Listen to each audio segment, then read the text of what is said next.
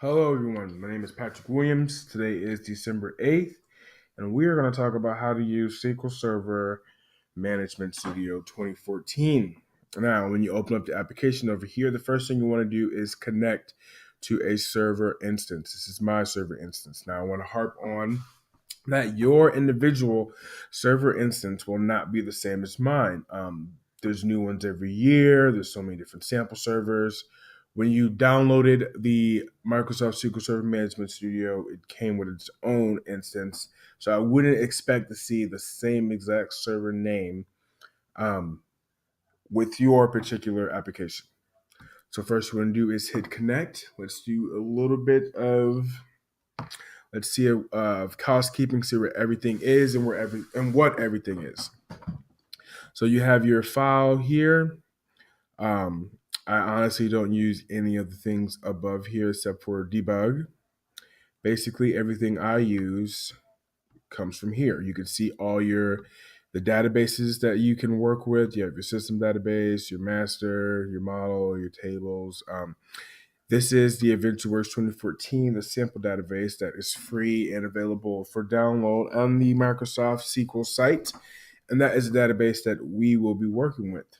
So let's say you're in the database and you want to make a new query. First thing you want to do is come up here to this item, hit the new query option. And you want to pick something from, wrong button. Didn't mean to click that. So you want a new query and you want to pick some data from a table.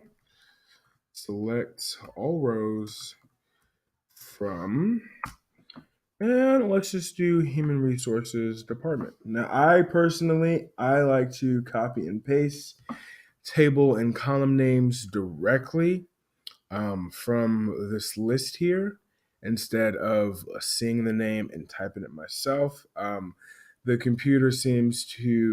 system seems to know better exactly what you're talking about when you copy and paste. Now, if you get through some of these tables, some of these columns are the same name. So it gets even more confusing if you don't copy and paste it. Just a little word of advice.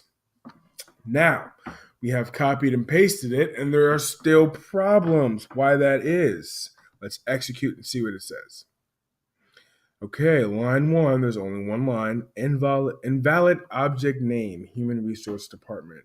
Now, how can that be? We took this directly from the database.